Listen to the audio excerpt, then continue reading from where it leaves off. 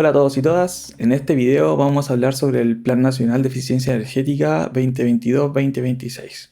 Todo lo que vamos a hablar en el día de hoy está basado en este documento, ya que es el plan que les mencionaba, el cual tiene como objetivo proponer un marco estratégico para finalmente desarrollar e implementar y fomentar a que se aproveche el máximo potencial de ahorro energético. Significa que seamos más eficientes y así lograr la carbono neutralidad al 2025, al 2050. ¿Ya? Esto no se trabaja solamente desde el Ministerio de Energía, se trabaja con otros ministerios y el Estado finalmente en todo lo que tiene que ver con temáticas de sostenibilidad. Entonces busca tocar no solamente el tema energético, sino que va a impactar de otras formas finalmente en el país. El plan se divide en 4 ámbitos. Ya tenemos el sector productivo, después el sector transporte, sector edificación y sector de ciudadanía.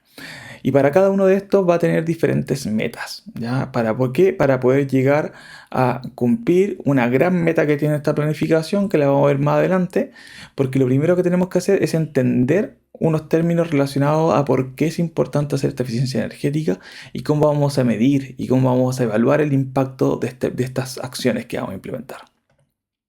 Entonces, lo primero es ver estos dos gráficos que tienen que ver con el crecimiento económico y el consumo energético. Como les decíamos en el video anterior, lo importante de la eficiencia energética no significa solamente consumir menos energía, sino mantener una misma cantidad de producción o aumentar la producción, ¿ya? O un estándar o calidad de vida, por decirlo así.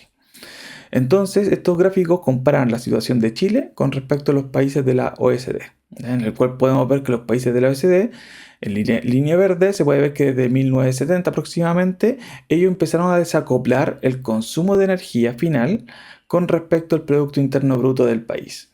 ¿Ya? Significa que están siendo más eficientes cuando comparo esto.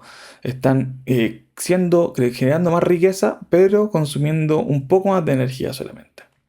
En cambio, en Chile, podemos ver que nos demoramos más, pero igual logramos este desacople, como a partir del año 2000 aproximadamente, en el cual podemos ver que el Producto Interno Bruto empieza a crecer más y el consumo de energía se empieza a reducir. Si bien no es tan horizontal como el de la OECD, ya se ve que la pendiente empieza a disminuir, por lo cual significa que vamos bien encaminados, pero todavía nos queda una brecha importante para aprovechar este potencial y poder ser más eficientes al momento de producir riqueza en nuestro país. Este indicador no es el único en el cual ustedes pueden utilizar para compararse, ¿ya? Este es un estándar en el cual siempre se quiere comparar la riqueza, finalmente el crecimiento económico con el consumo energético. Pero se pueden usar diferentes indicadores dependiendo del rubro, y eso es una de las cosas que vamos a comentar al final de este video. Entonces, volviendo aquí, acá está el factor que les mencionaba, pues, la intensidad energética. La intensidad energética que acá se ve con toneladas equivalentes de petróleo por miles de dólares del año 2015. Se equivale a una moneda específica de un periodo para poder hacer algo comparativo, ya porque podemos ver que el valor de la moneda puede cambiar con respecto a diferentes países.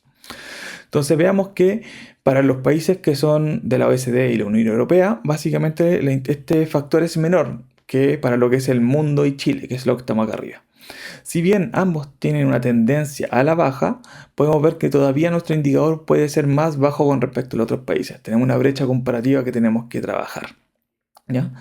Entonces, eso es importante porque nuestras metas van a estar basadas en la intensidad energética, ¿ya? Y específicamente este plan busca unas metas con respecto a la intensidad energética del año 2019, que no se ve aquí. Esto tiene datos hasta el 2018, ¿ya?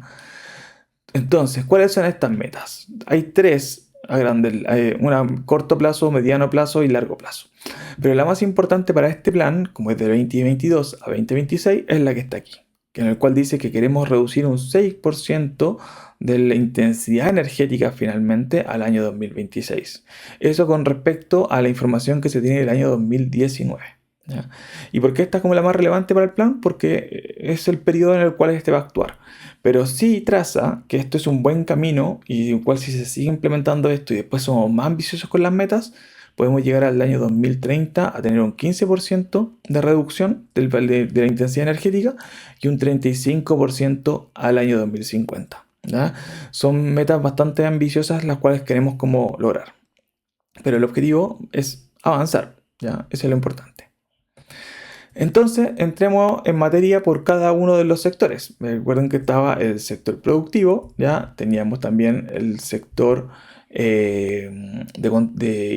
vivienda, de edificación, tenemos el sector de ciudadanía y el sector de transporte. Entonces vamos a ver las diferentes como actividades, objetivos, medidas que se quieren implementar para poder lograr llegar a esta reducción.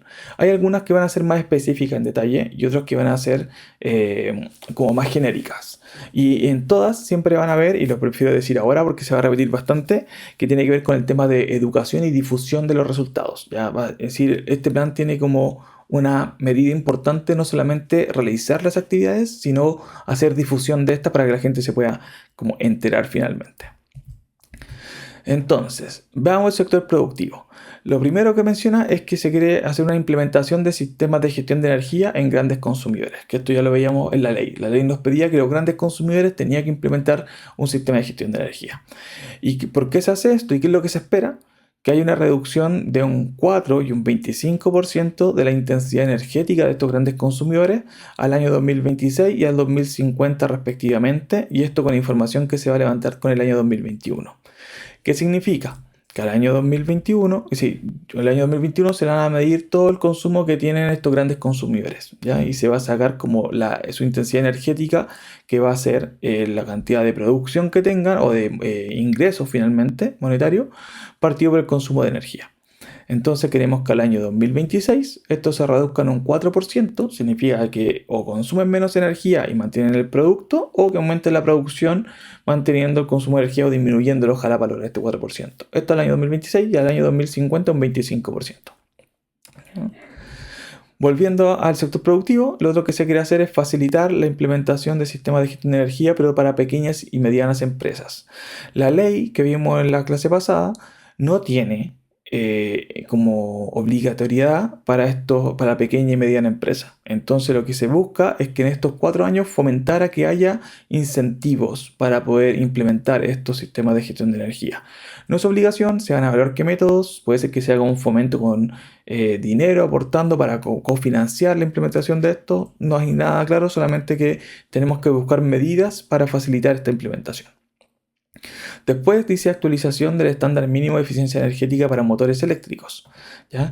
¿Por qué significa actualización del estándar mínimo? Es porque hoy en día ya existe un estándar para motores de baja potencia, hasta 7,5 kW. ¿Ya? Y lo que se quiere es actualizar esto para mejorar la eficiencia y aumentar el rango. Significa que consideren motores de mayor potencia todavía en este estándar.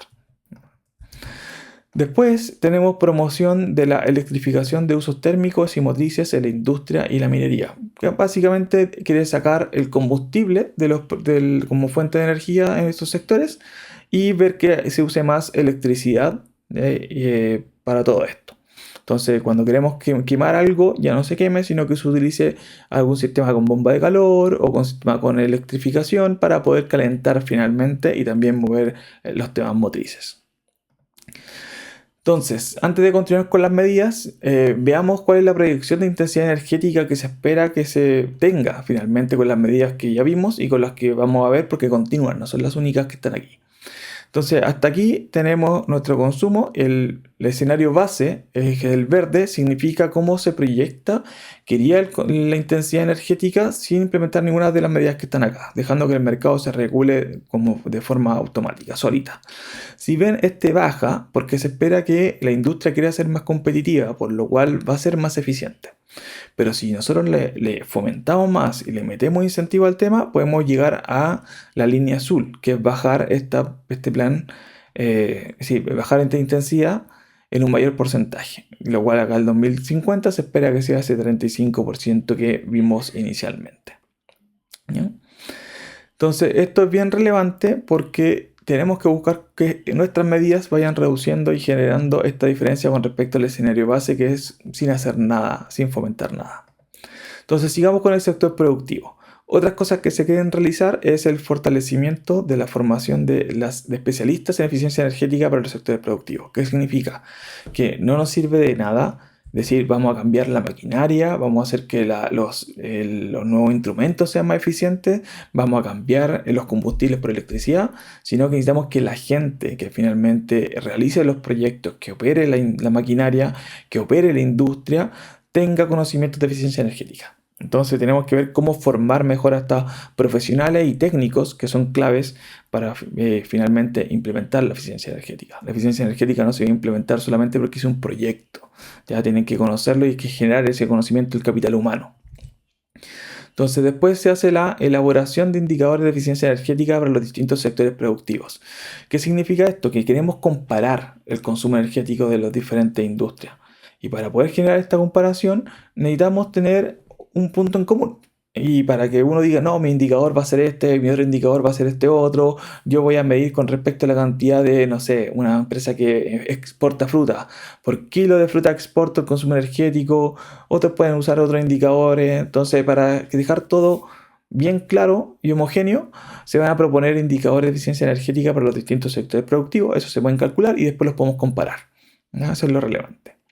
Y por último, como les mencionaba antes, la difusión de los resultados y los beneficios de la implementación de eficiencia energética en los sectores productivos. ¿Qué significa? Que no queremos que los resultados se queden guardados en una industria, que se queden guardados en el Ministerio de Energía, que fue el que lo estuvo fomentando, o en la Agencia de Sostenibilidad Energética, que también va a estar apoyando esto, sino que queremos que esto baje a la comunidad y baje a la gente. Entonces se va a hacer difusión de todos los programas que se estén fomentando. Y con eso terminamos el sector productivo. Ahora continuamos con el sector de transporte. ¿Ya? Y el sector de transporte vamos a tener también diferentes medidas. Por ejemplo, la primera, el establecimiento de estándar de eficiencia energética para vehículos livianos, medianos y pesados. ¿Qué es lo que se quiere básicamente con esto? Se quiere duplicar y cuadruplicar el rendimiento de los vehículos livianos nuevos, eso es importante, que entran al país al año 2035 y 2050 respectivamente, con respecto al estándar de eficiencia energética que tienen los vehículos que ingresaron en el año 2019. ¿Ya? Entonces, el duplicar el rendimiento va a ser para el 2035 y cuadruplicar el rendimiento para el 2050. ¿Y qué significa esto? Si el año 2019 el rendimiento promedio de los vehículos que se vendía en nuestro país era de un 10%, es decir, no un 10%, de 10 km por litro, se espera que el rendimiento de los vehículos nuevos al 2035 sean de por lo menos 20 km por litro. ¿Ya? Y al año 2050 se espera que si eran 10 km por litro, sean 40 km por litro. Y aquí tú puedes decir, oye Reinaldo, pero ¿cómo hacer eso posible? ¿Cómo vamos a hacer que un motor sea mucho más eficiente? Bueno, y ahí vamos a ver las otras medidas que van a aportar, que básicamente tienen que ver con generar nuevas tecnologías, por ejemplo, los autos híbridos o los autos eléctricos, que son mucho más eficientes, o nuevas tecnologías como hidrógeno y otros quizás de combustible o formas de generar movimiento que pueden aparecer en el futuro. ¿Ya? Pero con la tecnología que hay hoy en día se podría llegar a implementar esto si es que podemos hacer que nuestro parque vehicular tenga estos vehículos en consideración. Entonces volvamos aquí y la segunda medida va a ser aceleración del despliegue de medios de transporte sustentables y eficientes. ¿Qué significa esto? Que queremos implementar más vehículos híbridos, vehículos eléctricos, fomentar la bicicleta, fomentar más el transporte público, fomentar el auto compartido, etc. Ya que son todos tipos de transporte sustentable, no solamente que sigamos viendo cómo hacer el auto más eficiente, sino que se consideren otras formas más eficientes para transportarse. ¿Ya? Y ojalá que sean de cero emisión. El tercer punto, desarrollo de condiciones habilitantes para la infraestructura de carga de vehículos eléctricos. ¿Qué significa? Queremos, para poder generar que lleguen más vehículos eléctricos, tenemos que tener cargadores eléctricos, tenemos que tener una red de cargadores. Por lo cual se van a fomentar que hayan más instaladores de cargadores, que se instalen en diferentes puntos estratégicos dentro del país. Por ejemplo, si alguien quiere recorrer desde Arica hasta Puerto Montt, más al sur, todo lo que se pueda hacer con el vehículo, que esté la posibilidad de estar ahí con un cargador, ¿ya? Y que no sea algo que sea tedioso, ni en el cual me pueda tener riesgos de que me quedo sin energía para transportarme. Entonces tienen que fomentar diferentes condiciones que van a habilitar esto. Significa, demos la oportunidad que el sector privado que quiere instalar estos cargadores tenga un fomento, tenga una motivación para hacerlo. Antes de continuar con las medidas del sector transporte, es importante ver la actualidad, o más que la actualidad, los últimos datos con los que se hizo este plan. ¿Ya? Recuerde que este plan se publicó antes del 2022, porque la planificación 2022-2026, por lo cual usa información previa. Esto tiene información hasta el 2020. Entonces, ¿qué es lo que vemos? Vemos el rendimiento de los parques de vehículos livianos, ¿ya? De diferentes países, y ahí hay poca información de Chile. ¿ya? Entonces por eso hay información de Chile año 2014 en adelante. Y si pueden ver, nuestro rendimiento energético ha sido bien parejo, no lo habíamos ido aumentando. ¿Ya? Esto está en kilómetros por litro de gasolina equivalente. ¿Ya? Es una fórmula en la cual se puede ver cómo yo puedo llevar, no sé, la comparación de un auto eléctrico a gasolina. ¿Ya? Ya hay una fórmula que viene ahí por un decreto, un reglamento, y se puede hacer esta transformación. Pero lo importante es ver, por ejemplo, cómo en otros países como Japón o la Unión Europea ha ido subiendo este rendimiento, en el cual, por la experiencia que yo tengo, por lo que he podido ver, se ve básicamente la incorporación de autos híbridos. Ya eso fue bien potente. Un auto híbrido aumenta harto el rendimiento de un vehículo. Lo puede duplicar básicamente. Por ejemplo, hay otros países en México que también ha crecido. Vean aquí que tenemos Brasil que también crece. Ya China también ha mandado un aumento, pero este puede ser también harto por el tema del eléctrico, que ha implementado harto el auto eléctrico. Entonces nosotros tenemos que ver cómo avanzar a este rendimiento. Esto hasta el año 2020. Si lo vemos hoy en día, que estamos en el año 2025, ya les podría asegurar que este rendimiento ha mejorado porque hemos incorporado nuevas tecnologías, autos híbridos se venden cada vez más y autos eléctricos, que es decir, cada vez están apareciendo más en nuestro país. Entonces eso es clave, en el cual que esperemos a ver cómo este estudio va a mostrar en el futuro el mejoramiento de este indicador. Y recuerden que queremos llegar a, voy a volver atrás, a duplicar el rendimiento del año 2035 y cuadruplicarlo al 2050. Es decir, una brecha importante. Siguiendo con el sector transporte, se quieren implementar medidas de fomento al uso eficiente del transporte, que significa a que se mejore el uso de todo tipo de vehículo eléctrico, el de la bicicleta, que tenga mejor experiencia, que haya quizás auto compartido, no se cierra eso, a que nuevas tecnologías puedan ingresar, nuevos combustibles, biocombustibles, etc. ¿Ya? Pero hay que generar instancias para fomentar esto, que puede ser no solamente financiamiento, ya hay otras formas de fomentar, reducción de impuestos. Hay diferentes variables que vamos a ir viendo en otros videos más adelante. También el fortalecimiento de la formación de especialistas en eficiencia energética en el transporte eficiente, a lo mismo que para el sector productivo, tenemos que tener personal técnico capacitado para poder finalmente implementar todo lo que está haciendo aquí.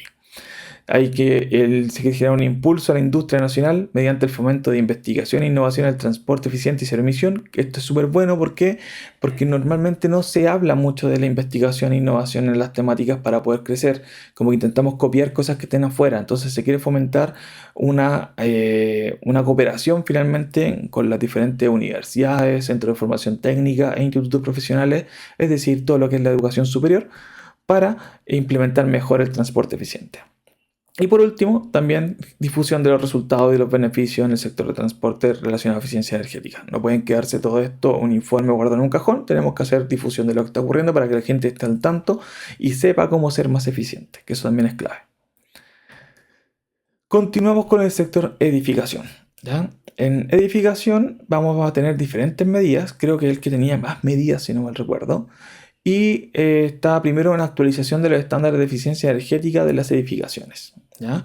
¿Qué significa? Esto se va a lograr básicamente mejorando la reglamentación térmica de viviendas nuevas, que ha tenido 2 actualizaciones hasta antes de hacer este plan y ya sufrió una tercera al año 2025, ¿ya? En el cual ya está lista y se empieza a implementar no sé en qué año, pero no es a partir de este, sino que creo que un poquito más a futuro.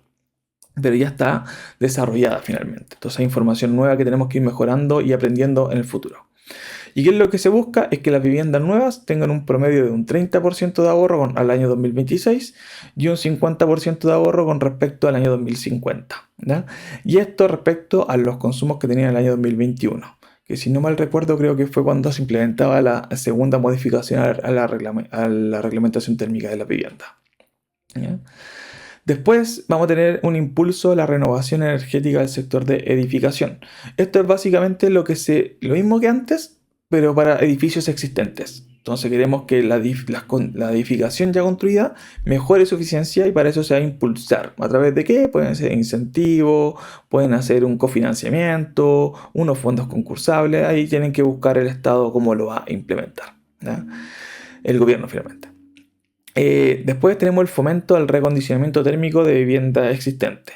tiene mucha relación con el de arriba, pero esto es más enfocado solamente en reacondicionamiento térmico de las viviendas que ya existen. Esto puede ser renovación energética de todo, finalmente, la edificación en diferentes rubros. ¿Ya? Pero sabemos que el tema de consumo de energía, la parte de calefacción, si se recuerdan del primer video, era al año 2020, si no mal recuerdo, o un poquito antes, no 2020 parece, era un 8% de la energía del país se usaba para calefaccionar. Por eso es importante el reacondicionamiento térmico. Después tenemos calificación energética de viviendas y otras edificaciones. Esto está en la ley. Y la ley decía que a partir de cierto año en adelante las edificaciones nuevas van a tener un sello de eficiencia energética. ¿Ya? Entonces esto busca actualizar el sello porque les mencionaba que dependiendo de la letra que tenía uno se iba como cierta idea de que es más eficiente y uno espera que la letra A sea lo más eficiente y así es. Y cuando ve una letra C piensa esto no es tan eficiente, quizá no me conviene. Pero en la reglamentación, en la calificación energética de vivienda, una letra C era un 50% de ahorro con respecto a lo mínimo que exigía la ley. ¿Ya? Entonces por eso se busca mejorar esto y no solamente en viviendas sino también en oficinas. ¿Ya? Eso es bien clave. Y otro tema más es la implementación de eficiencia energética en edificios públicos. ¿Qué significa?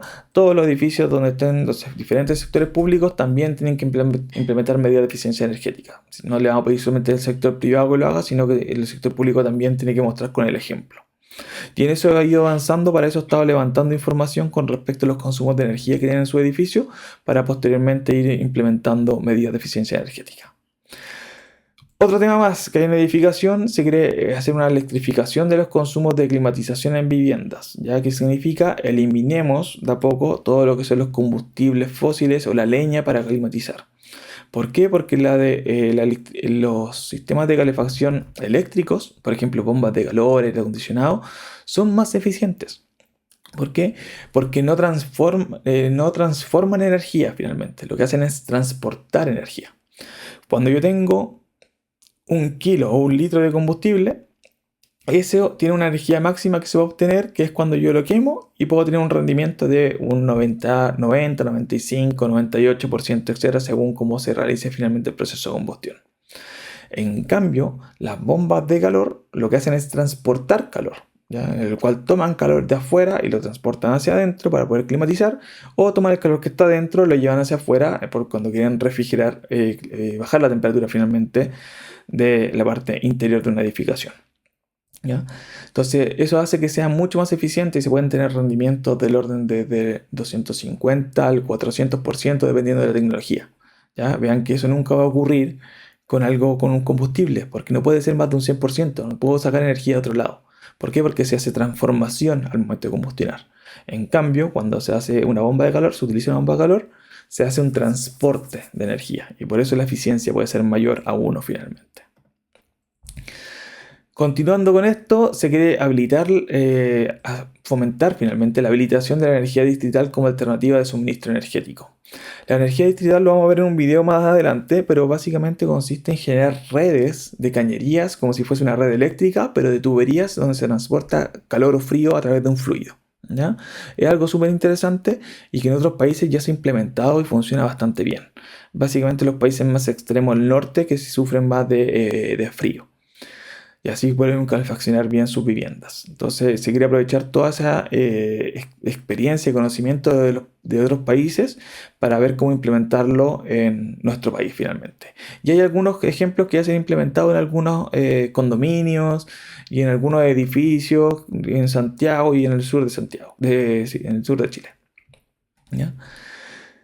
Pero lo vamos a ver más adelante. Hay un video que va a ser exclusivo para la energía distrital. Otro tema que se quiere trabajar es la promoción de instrumentos económicos, ¿ya? Que significa instrumentos económicos para poder fomentar la eficiencia energética en las viviendas. Esto pueden ser quizá algunos créditos que tengan relacionamiento o algunos incentivos de subsidio, etc. Pero se sabe que hay que invertir y para invertir tenemos que generar incentivos, si no la gente no lo va a realizar, ¿ya? Otro punto es el fortalecimiento de la formación de especialistas en eficiencia energética. Como mencionaba, tenemos que tener personal que se maneje en estas temáticas. Y el último, que también se repite, es hacer difusión de lo que se implemente. Y eso es lo que se espera con este plan del sector edificación. Ahora entremos al sector de la ciudadanía, ¿ya?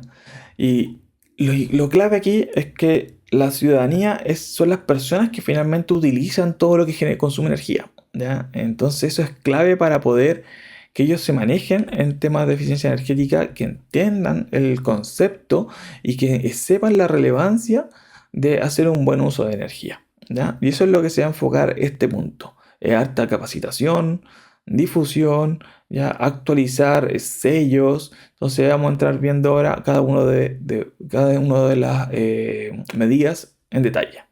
Entonces, primero, como les decía, difusión de información ciudadana sobre la relevancia del buen uso de la energía. Ya esto es para que la ciudadanía comprenda por qué hay que hacer eficiencia energética y los beneficios que tiene. El fortalecimiento del programa educativo Energía y Sostenibilidad. Hay un programa en el cual se mencionan ciertos puntos que se quieren colocar para colegios y también para la gente común y corriente que vive y quizás tiene un apoyo de su municipio, ¿ya? Entonces se quiere fomentar esto y se quiere como que tenga mayor importancia y recalcar. Hay una actualización y ampliación del etiquetado de artefactos. Básicamente se quiere crecer a etiquetados en lavadoras, aire acondicionados y artefactos con consumo en espera, ¿ya? Los artefactos con consumo en espera, por ejemplo, ustedes pueden ver una etiqueta de una impresora. Ese no es el consumo de energía que tiene la impresora cuando esté funcionando.